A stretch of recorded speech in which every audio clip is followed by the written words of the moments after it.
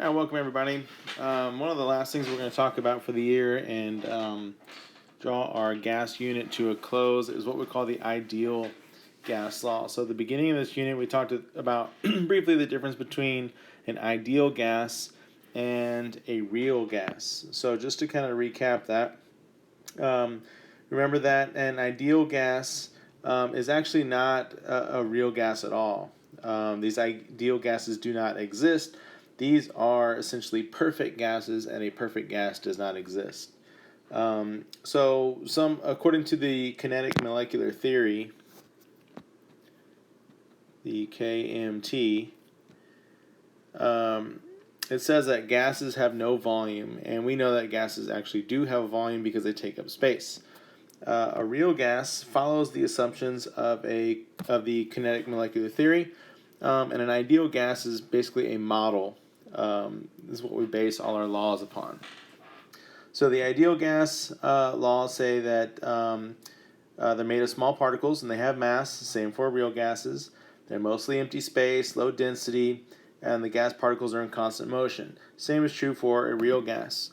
Now, where it gets a little different here is that an ideal gas says that there are no attractive or repulsive forces between the particles of a gas. We know that there are actually small forces of attraction and repulsion between those particles. An ideal gas, particles have no volume. We know that that's not true because gases take up space. And lastly, the ideal gases, all collisions are elastic, meaning they hit each other and just bounce apart. They separate from each other. So in other words, when they hit each other, there's no loss of energy. However, a real gas, the collisions are what we consider to be inelastic, not so much elastic, because when they hit each other, there is a loss of energy. So those are some differences between ideal gases, which are basically model gases. They don't exist, and compared to the real gases that we interact with on a daily basis. So what we're going to look at today is what we call the ideal gas law. And the ideal gas law draws upon previous laws, some that we have discussed before, some that we didn't actually have time for, but it's drawing together four variables. And those four variables are amount, which is a measure of moles, volume, pressure, and temperature. Now, we've practiced calculations with volume and pressure, as well as temperature. One that we haven't seen yet in an equation is the amount, and the amount is the number of moles, which is represented with the letter lowercase n. So that's really going to be the new variable that we're going to look at today. So here is our ideal gas law equation. It says PV equals nRT.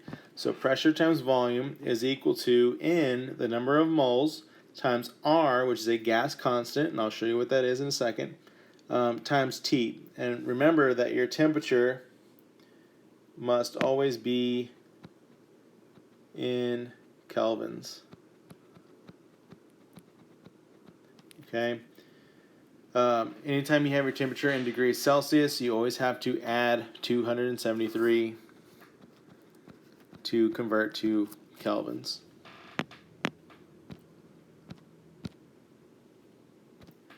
Okay, so what is R? What is that gas constant? Well, if you are looking at your reference chart, so R is our gas constant. If we're using millimeters of mercury, then our gas constant is going to be 62.4.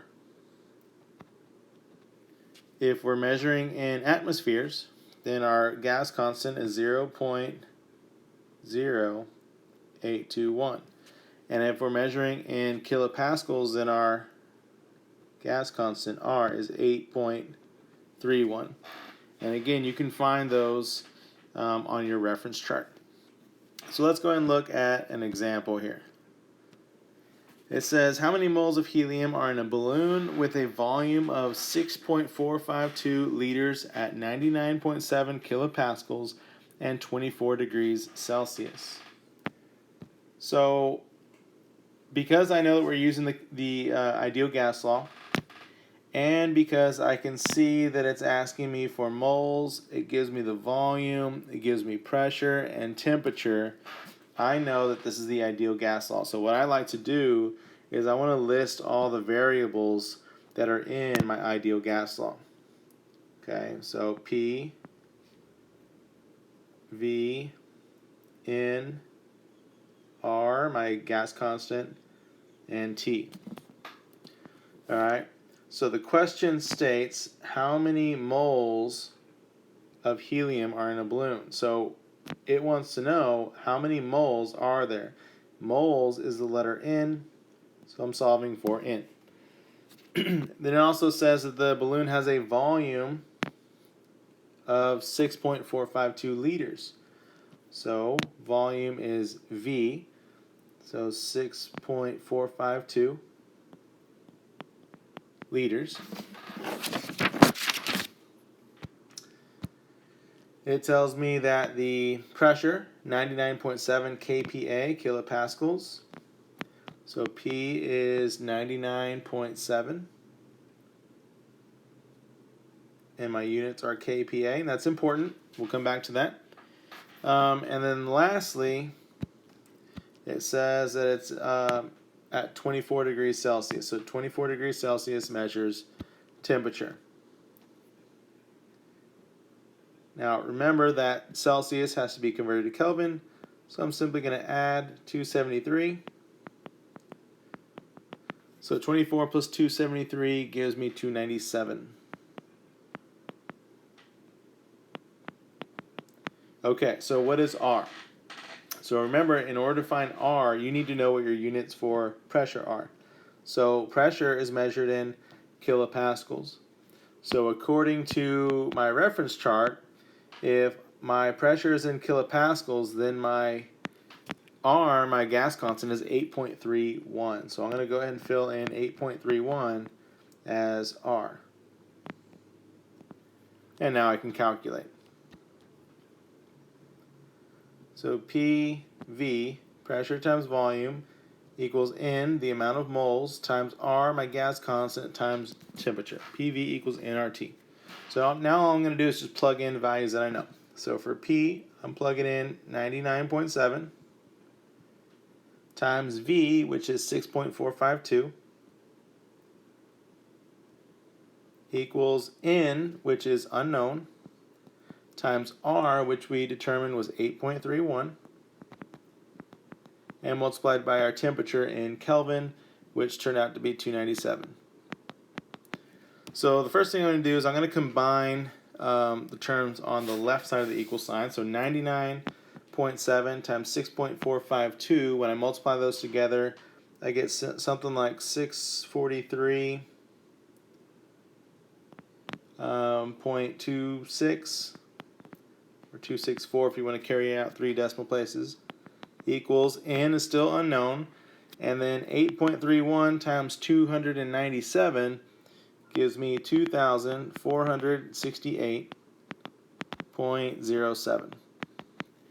And now to get N by itself, I'm going to divide both sides by 2,468.07.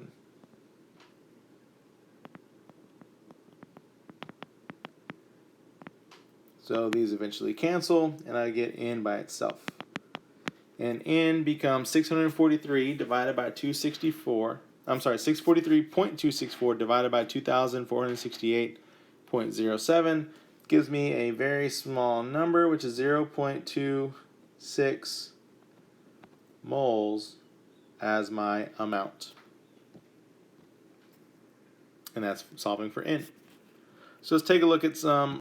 You'll find, if you look down here, let me zoom in a little bit. Alright, this area right here. This is where we're going to find R, which is our ideal gas constant. And the constant that you choose or that you use in your equation is going to be dependent on the unit that your pressure is being measured in. Okay, so it's really easy. all you have to do is identify what your unit of pressure is in. So, for example, if your unit of pressure in your problem is measured in atmospheres, then you're going to use 0.0821 as your gas constant. If your pressure in your problem is measured in kPa, kilopascals, then your constant, R, is going to be 8.31. If your unit of pressure in your problem is millimeters of mercury, then your gas constant is going to be 62.4. Okay, so I'll go ahead and write those on the front page. I hope that you know where to find them. I hope that you write them down as well, because you'll be needing these with our calculations. Problems. Okay, remember to refer to your reference chart if you need it. I recommend that you just write it down on a piece of paper so you don't have to keep coming back to this, but you know where it is in case you do. Okay, let's look at practice problems 2, 3, and 4. Alright, so practice problem 2 says, what pressure in atmospheres will be exerted by 0.568 moles of carbon dioxide at a temperature of 25 degrees Celsius and a volume of 0.525 liters? Alright, so we've got, let's see here, it says what pressure in atmospheres, so you're solving for pressure, 0.568 moles, which is in, temperature is 25 degrees Celsius, and a volume. So I'm going to write my variables.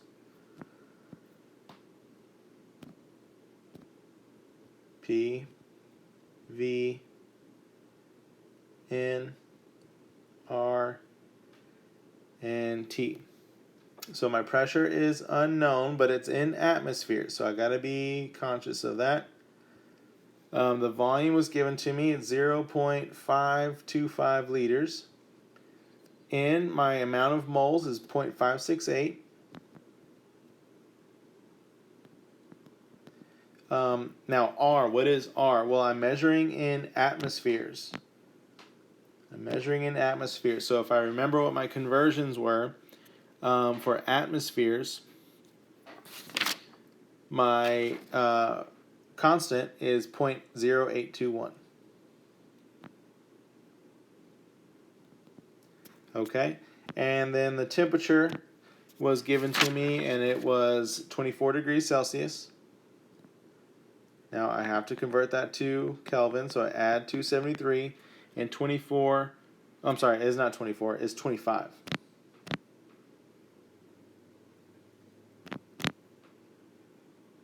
.25 degrees Celsius plus 273 gives me 298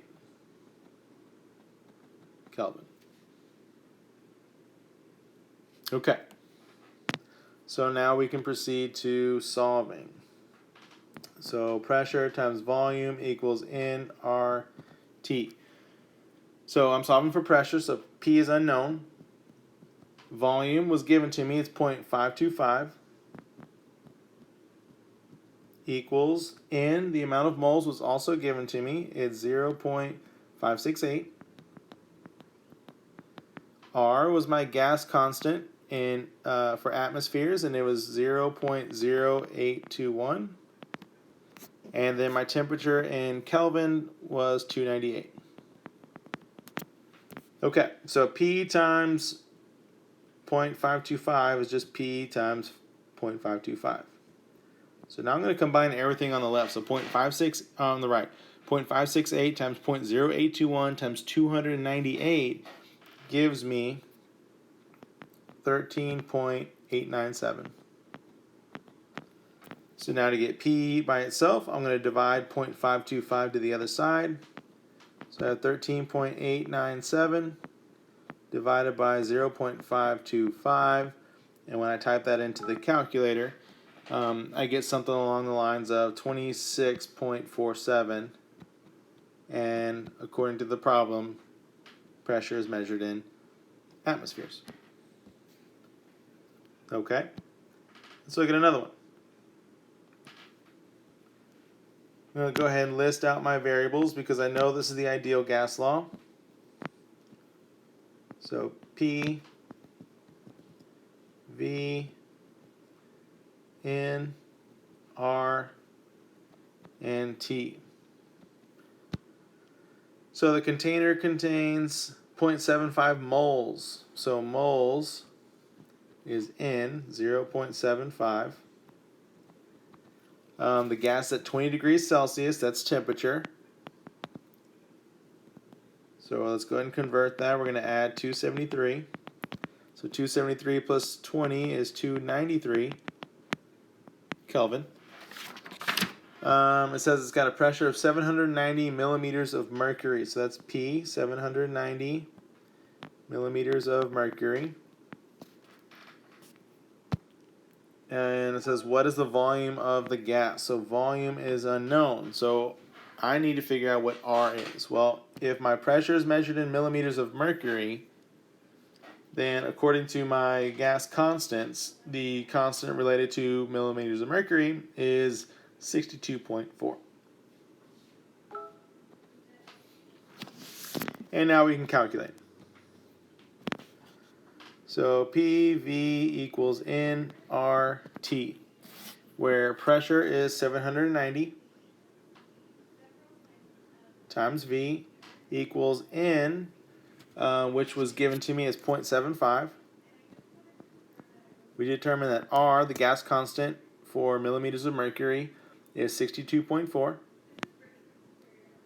And the temperature in Kelvin was 293. Okay, so on the left, 790 times V is just 790 V. And on the right, 0.75 times 62.4 times 293 should give me 13,712.4. And to get V by itself, I'm going to divide 790 on both sides. So 13,712.4 divided by 790 gives me a volume of 17.36 liters. Alright, and my last one here says determine the temperature required for 0.014 moles of gas to fill a balloon to 1.2 liters under 751 millimeters of mercury. So determine the temperature. I'm given moles, I'm given volume, and I'm given pressure. So P, V, N, R, T. So the pressure is 751 millimeters of mercury. The volume was given to me as 1.20 liters. The amount of moles was also given to me as 0.0140 moles. The gas constant, because this is measured in millimeters of mercury, my gas constant will still be 62.4. And the temperature was unknown. So PV equals nRT, where pressure is 751, volume is 1.20, N, my number of moles is 0.0140, my gas constant was 62.4, and temperature is unknown. So I'm going to go ahead and combine my left side. So 751 times 1.20 gives me 901.2 equals, and then on the right side, 0.0140 times 62.4 gives me 0.8736, still times temperature.